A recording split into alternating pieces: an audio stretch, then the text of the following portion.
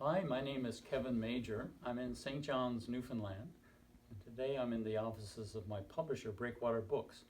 And I'm going to be reading from Land Beyond the Sea, a novel of mine which has been nominated for the Best Atlantic Published Book.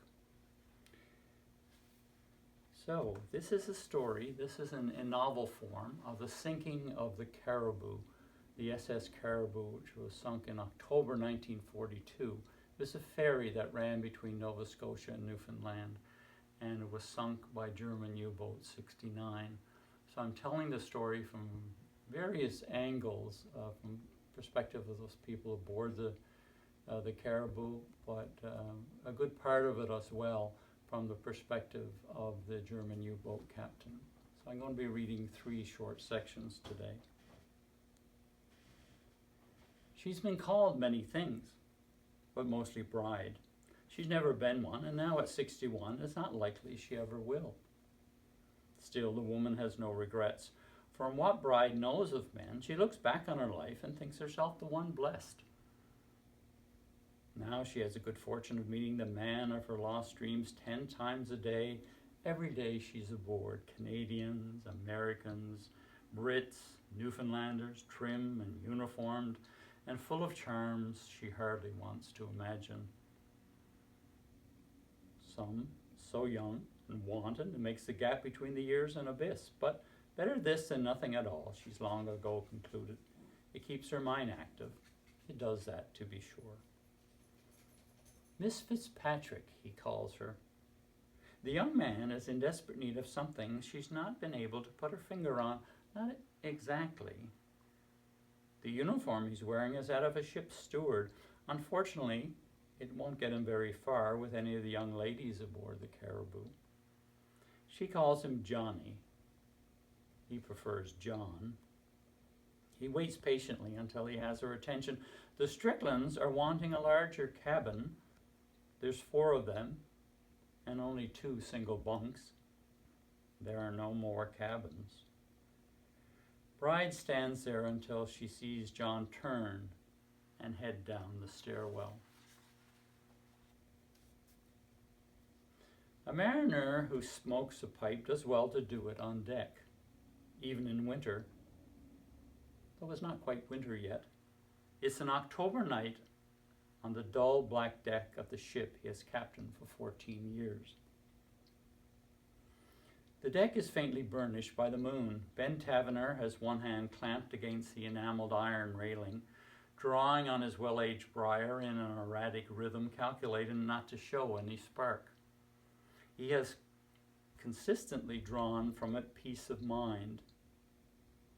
But tonight, the tobacco has gone dead, and no amount of effort renews it. A disembodied voice, Captain, sir.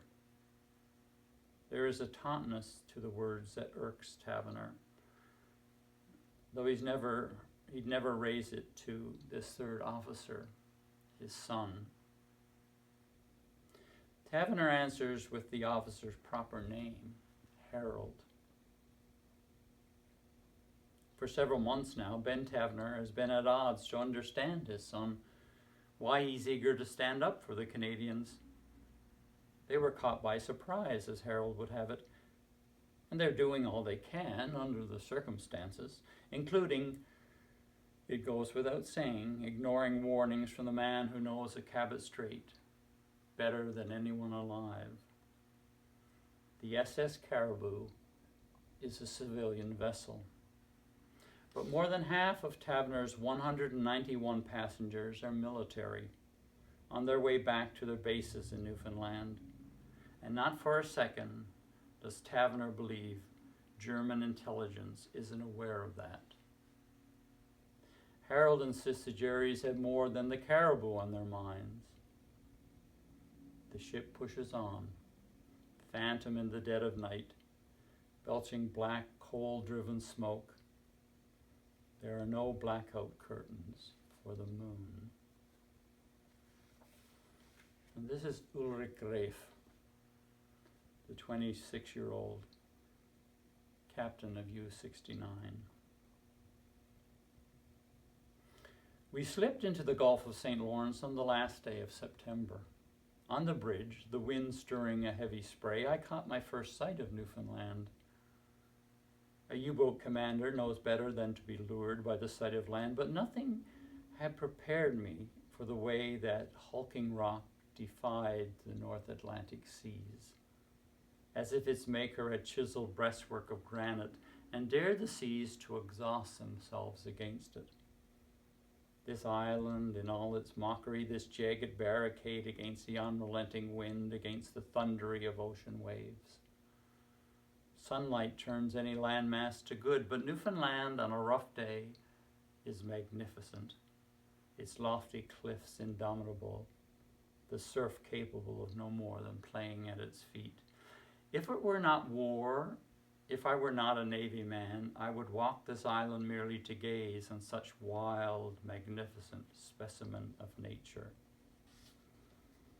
But for now, I must be satisfied to linger at its edge and let the war unfold.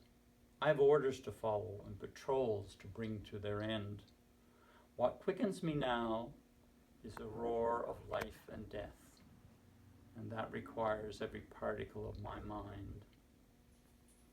A U-boat commander brings to balance the weights of genesis and destruction, the latter unavoidable, if the first is to breathe again. Thank you very much.